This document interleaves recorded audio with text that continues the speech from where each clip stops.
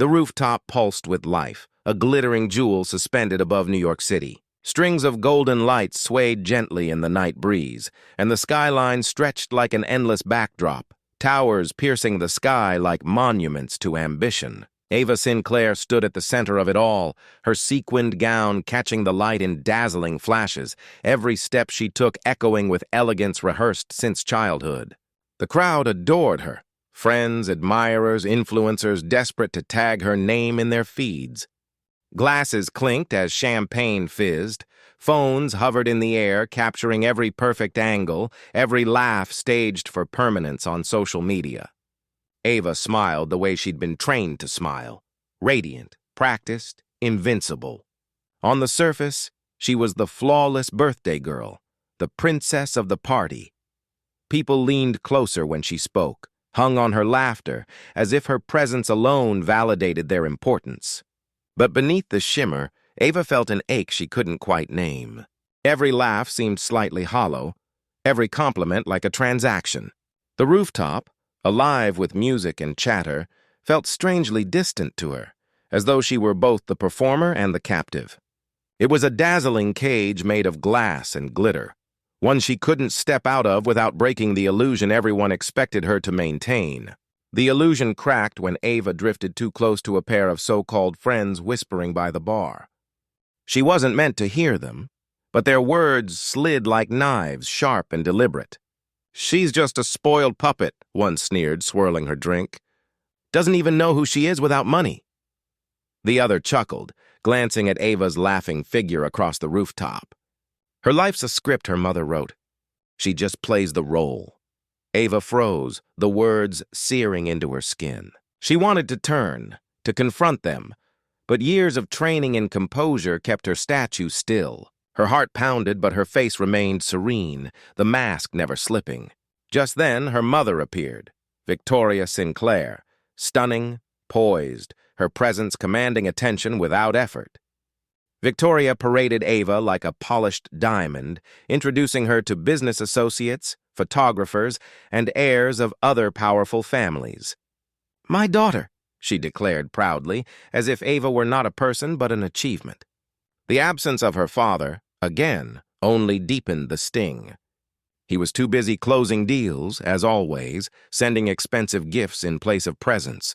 Ava stood there, smiling, nodding, letting her mother's hand guide her movements like a puppet master pulling invisible strings. Inside, however, she replayed those cruel words. "A spoiled puppet. Doesn't even know who she is." They echoed louder than the music. The night reached its glittering climax in a cascade of laughter, toasts, and camera flashes, but Ava felt detached, as though she were watching herself from a distance. When the crowd began to thin, couples slipping into sleek cars, friends vanishing into groups to continue the night elsewhere, Ava remained. No one noticed her retreat. She moved silently through the rooftop's back exit, her gown sweeping the concrete, sequins catching stray beams of city light. In the quiet of the alley, the contrast was jarring, from shimmering rooftop to the cold echo of dripping pipes and discarded bottles. The sounds of laughter and music above felt like a world away, as if she had stepped out of a play after the final curtain. She leaned against the brick wall, her body trembling slightly, though her face still wore the perfect mask.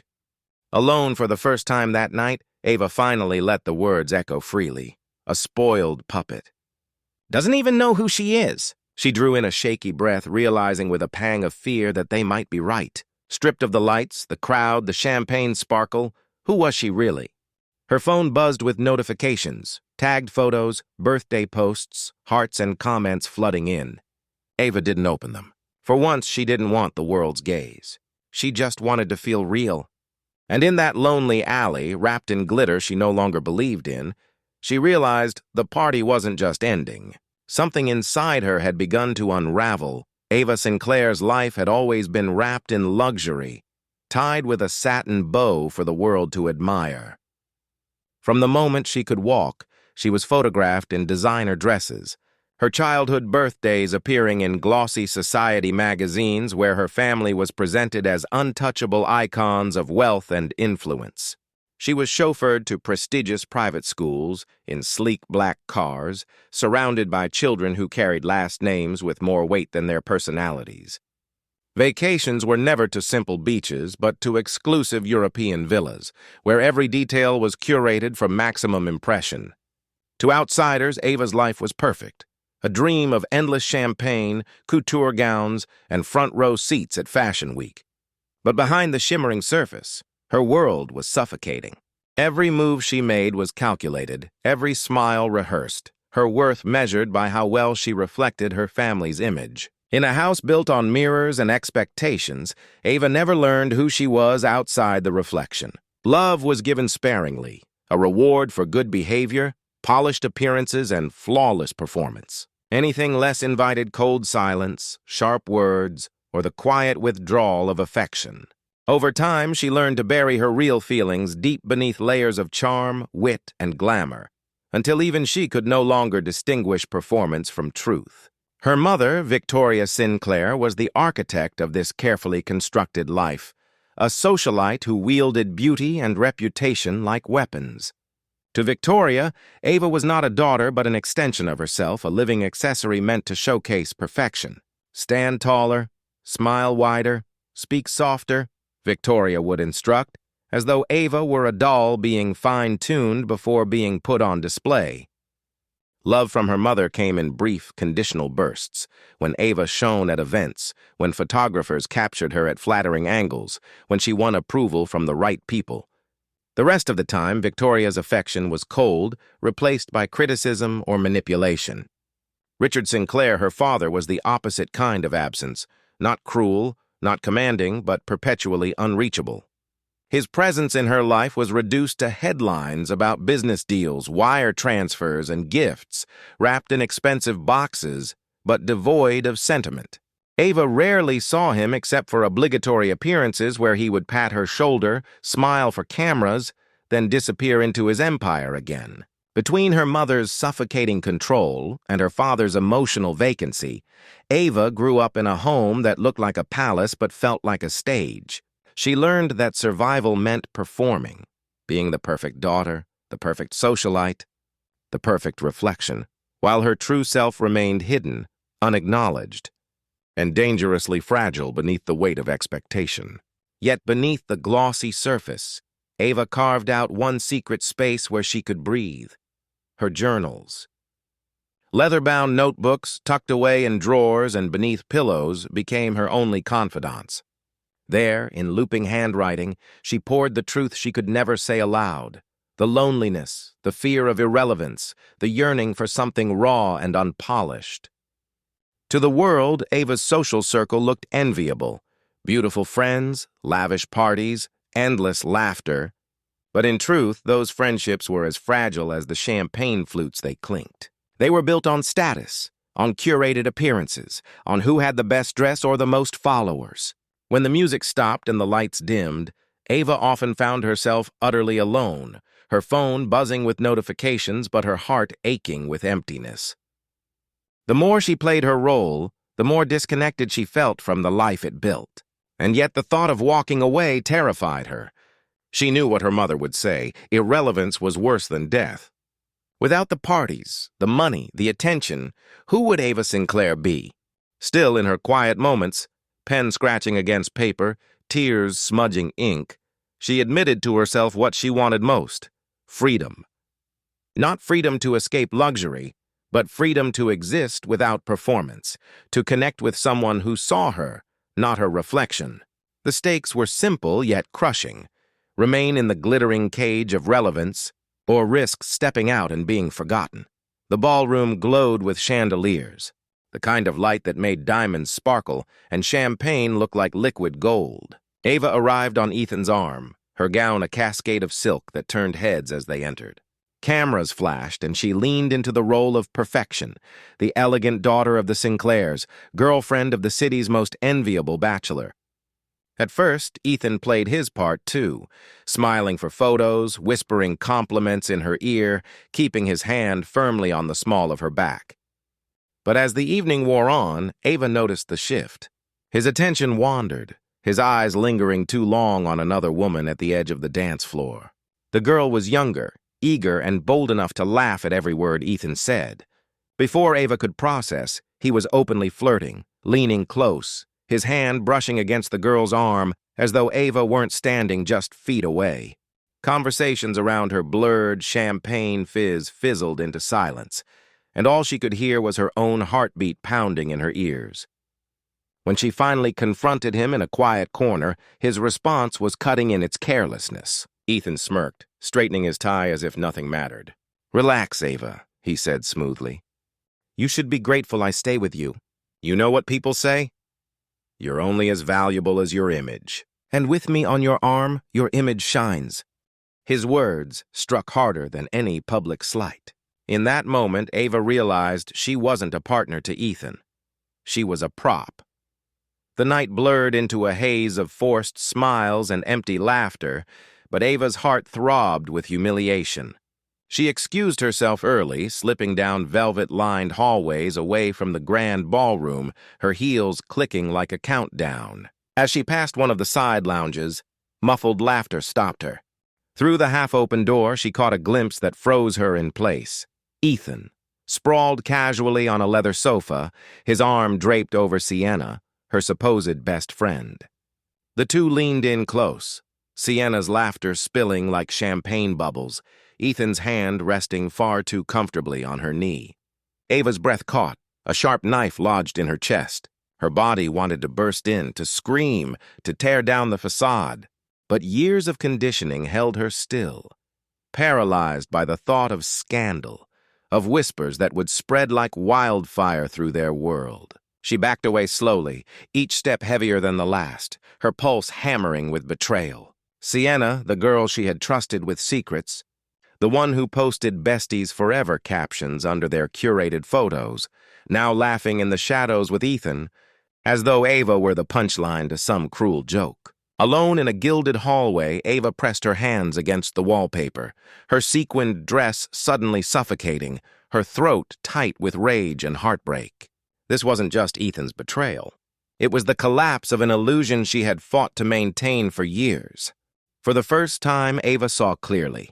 Her relationships, her friendships, her image, all built on sand, ready to crumble with the slightest touch. Desperate, Ava turned to the one person she hoped might care, her mother. When she returned home, mascara smudged and hands trembling, she found Victoria in her dressing room, seated at a vanity surrounded by pearls and perfume bottles. The words tumbled out.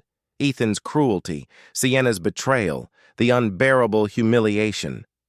Ava's voice cracked, her tears finally breaking through the perfect mask she wore all night. For a brief moment, she thought Victoria might soften, might embrace her. Instead, her mother's reflection in the mirror barely flickered. With a sigh, Victoria adjusted her earrings and said coldly, "Don't be dramatic, Ava. Men stray. It's what they do. What matters is how you handle it. What matters is appearances." Ava's stomach dropped, her chest hollowing out as her mother's words sliced deeper than Ethan's. There was no comfort here, no safety net. Only rules, performance, and the unyielding demand to keep the Sinclair name polished, no matter the cost. In that silence, something shifted inside her. For the first time, Ava allowed herself to whisper the question she had buried for years. What if I walk away? What if she left the stage her mother built? Left Ethan? Left the glittering cage that suffocated her? Fear clawed at her. Fear of irrelevance, of fading from the spotlight, of becoming no one. But alongside the fear came a flicker of something else. Possibility. For the first time, Ava glimpsed the door to another life, one where she could breathe, one where she wasn't just a reflection of someone else's ambition. The thought terrified her, and yet it refused to let go. The morning after the betrayal, Ava confronted Ethan, her hands shaking but her voice steady as she demanded answers. For a flicker of a second, guilt flashed across his face. Then it was gone, replaced by a smirk that sent chills down her spine. "You're overreacting," he said, his tone smooth, calculated. "You're paranoid, Ava. Sienna was just keeping me company. You twist everything because you're insecure." The words landed like poison, eating away at her certainty. When she tried to confide in her friends, hoping for support, Their responses were worse. They laughed off her accusations, brushing them aside as melodrama. "Ethan would never," one insisted. "You're lucky to have him. Don't ruin it over jealousy." With every denial, Ava felt her credibility cracking, her truth dissolving under the weight of their disbelief. She realized with dawning horror that in their world, Ethan's charm was stronger than her pain, and her voice carried no weight. Standing in the middle of a crowded brunch table, surrounded by laughter that rang false in her ears, Ava had never felt more alone. Hoping for reprieve, Ava turned to her mother, only to discover Victoria had already spun the situation into a new performance. Days later, Ava found herself in a photo studio, cameras flashing, stylists fussing over her gown. Victoria stood in the corner, arms crossed, overseeing every detail as though orchestrating a royal portrait. Ava's stomach twisted when she saw the mock-up for the upcoming magazine cover. Ava Sinclair and Ethan Ward, love's golden couple. Her humiliation had been rewritten into a glossy lie, one that would be printed on thousands of pages and broadcast across social media. "Smile wider," Victoria commanded from behind the lens. "You want the world to believe in this, don't you?" Ava's throat tightened. There was no room for protest. Victoria's word was law, and Ava had been trained never to disappoint. As Ethan wrapped his arm around her waist, whispering, "You see? We make the perfect picture." Ava's skin burned under his touch. The cover shoot cemented her role not as a woman with feelings, but as a symbol, a facade of perfection Victoria would protect at all costs. The magazine was proof. Ava's pain wasn't just dismissed. It was erased, rewritten, and sold. In the weeks that followed, Ava withdrew from the endless carousel of parties and social appearances. When she did attend, she floated like a ghost, smiling when expected but never engaging, her laughter brittle and short-lived. The people around her didn't notice, or if they did, they didn't care. No one truly saw her. Not the girl beneath the sequins, not the woman suffocating under the image. Alone in her penthouse, stripped of makeup and gowns, she began to rediscover something she had long abandoned: sketching. Old notebooks resurfaced from drawers, pages once filled in her school years with dresses and designs she'd hidden from her mother. Now late at night, she poured herself into them again. Fabric, shapes, colors. They became her language, her escape from a world that refused to hear her truth. With each line of pencil to paper, Ava felt a fragment of herself returning. Yet every time she looked up, she was reminded of the cage she still lived in. Ethan's smirk in magazines, Victoria's voice echoing in her head, friends who had chosen status over loyalty. She was torn in two, part of her clinging to the golden life she had been raised to protect, terrified of irrelevance if she let it go. The other aching to risk everything for a chance at authenticity. The choice loomed like a shadow over every quiet moment. Stay in the cage, adored but unseen, or step into the unknown and risk being forgotten. The Sinclair Gala was always the event of the season, but this year the stakes were higher than ever. Victoria had spared no expense, transforming the grand ballroom into a spectacle of gold and glass, chandeliers dripping light like liquid diamonds. Politicians, celebrities, and business tycoons filled the room, their laughter mingling with the orchestra's elegant hum. Ava descended the staircase like a vision, her gown shimmering under the lights, every eye locked on her. She moved as she always had, gracefully, smiling on cue, though inside dread coiled in her stomach. Something felt orchestrated, more carefully arranged than usual. When she spotted Ethan at the front of the room, grinning smugly, her unease sharpened. Then Victoria took the stage, her voice smooth and commanding as she addressed the glittering crowd. "Tonight is not just about charity," she declared, pausing for effect. "It's about celebrating love, family, and the future."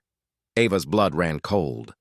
She hadn't agreed to any of this, yet her fate was being narrated for the world. As Victoria gestured toward Ethan, Ava realized with horror. This was not just a gala.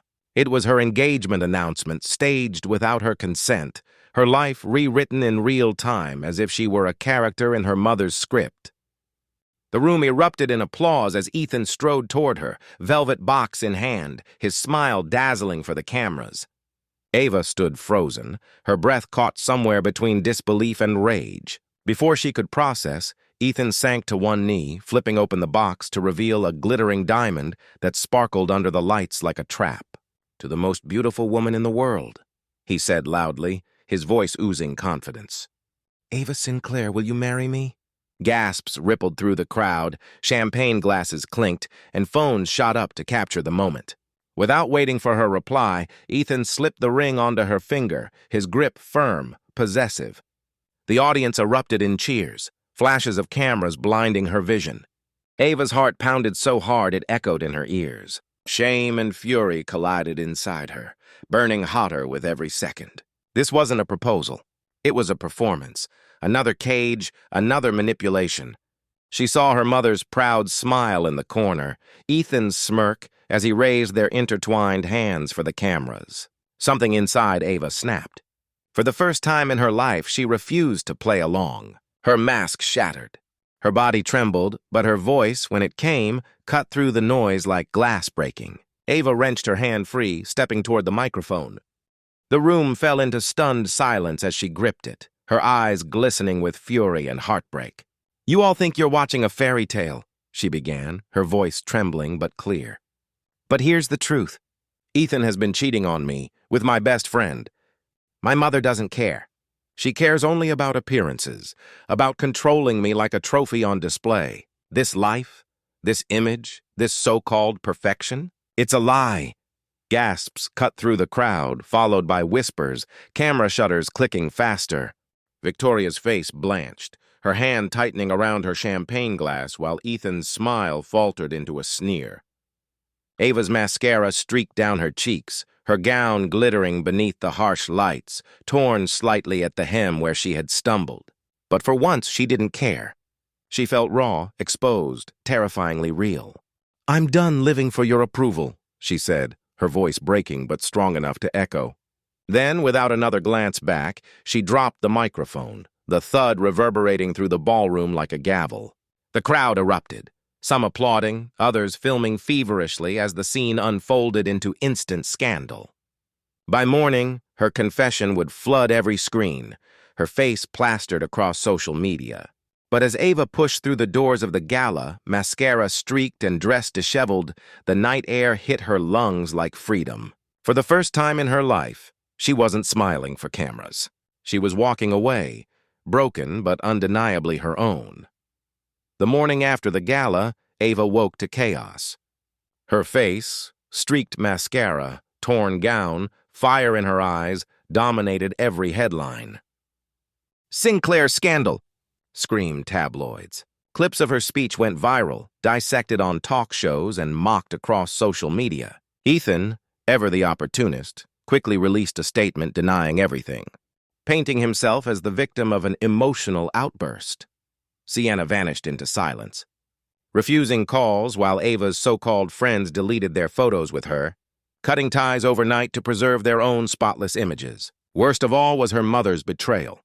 Victoria's statement to the press was clinical, rehearsed. "My daughter is going through a difficult emotional time. We ask for privacy as she seeks help." The implication was clear. Ava wasn't brave, she was unstable. A liability. Her credibility was shredded, her social circle gone, her family painting her as a stain to be contained. Alone in her new modest apartment, a far cry from the Sinclair mansion, Ava sat among cardboard boxes, scrolling through the storm of opinions about her. Some called her courageous. Most called her crazy. For the first time, Ava realized she had truly lost everything her old life gave her. But beneath the grief and anger, a fragile relief flickered. Maybe losing it all was the only way to begin again. Days bled into weeks, and slowly Ava began to reclaim her breath. In the silence of her small apartment, she opened the worn leather notebooks she had once hidden, filling page after page with sketches. Dresses, jackets, wild bursts of color and texture, all designs that reflected her, not her mother's image. At first, her hands shook, uncertain if she was even allowed to create for herself. But as pencil met paper, Ava found a quiet joy that she had never known in ballrooms or magazine spreads. Each line, each shade was hers alone. During one late-night sketching session, a knock on the door startled her. It was Lena, the neighbor across the hall, holding a plate of leftover pasta. A struggling photographer juggling odd jobs, Lena knew nothing of Ava Sinclair, the socialite. She only knew Ava, the girl who sometimes looked lonely when collecting her mail. They shared wine, laughter, and, for the first time in Ava's memory, conversation that didn't revolve around appearances. Lena treated her not as a brand or a scandal, but as a person, flawed, searching, real. In that friendship, Ava tasted something she had craved her whole life: authenticity. With Lena's encouragement, Ava began shaping her sketches into a portfolio, not for press, not for her family, but for herself. Months later, Ava stood backstage at a small, independent fashion showcase. The venue was nothing like the glittering galas she once attended. Just a modest loft space, string lights strung across the ceiling, mismatched chairs filled with local artists and students. Yet her heart raced with more pride than she had ever felt under the chandeliers of her mother's world. Her designs, raw, imperfect, but undeniably hers, swayed on the bodies of models who walked not for spectacle, but for art. When the applause came, it wasn't deafening or broadcast on live television.